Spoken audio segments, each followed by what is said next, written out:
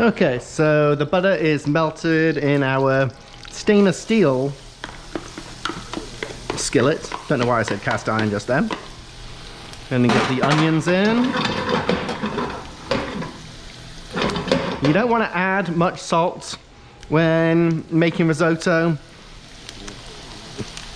You really want most of the salt to come from the Parmesan at the end, and then maybe a little bit from the stock.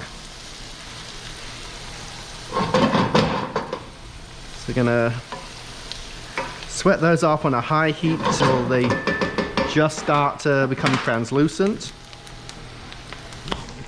Get my rice, get my white wine, arborio rice, of course. Okay, and the style of risotto I'm making today is risotto milanese.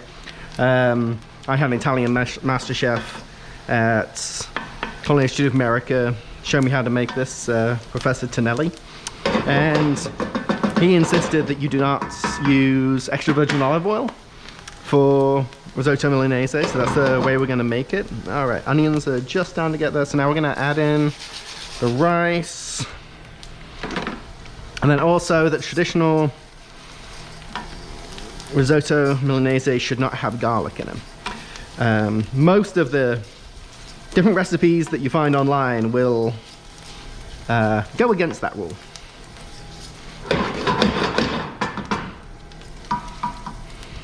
Okay, and just looking to toast the rice, not really get any color on it, just toast it in the pan for just about a minute or two.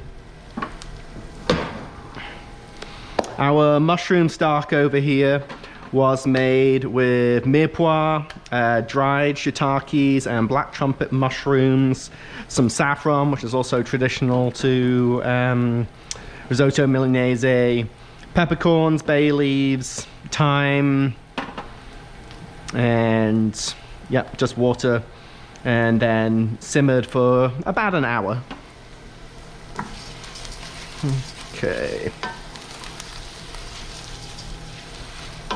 That's long enough for the rice. So we're going to get in the white wine. You always do your wine first, and you always want to cook it out till dry before you add any more liquid. If you don't, you're going to have a distinctly winey, kind of tart, sharp flavor to the risotto, which is not going to be great.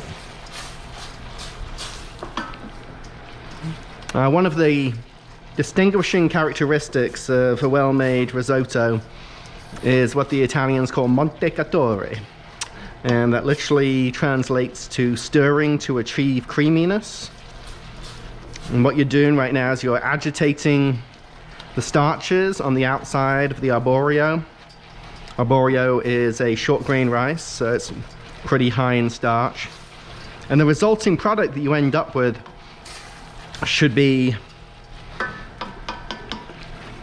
as much the rice itself as it is the stock, and to a much lesser extent the wine, which have been thickened by the rice.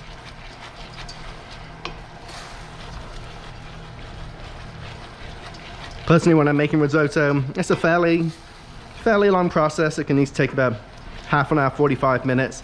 I stir it almost continuously throughout the whole process. Okay.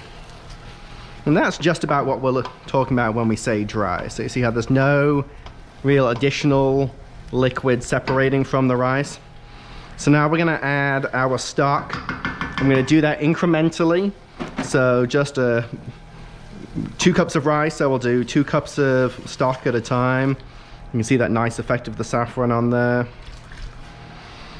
Now with each addition, you're going to bring it back to a simmer, and you're going to stir it continuously until all of the stock has been absorbed and it's back to a consistent consistency.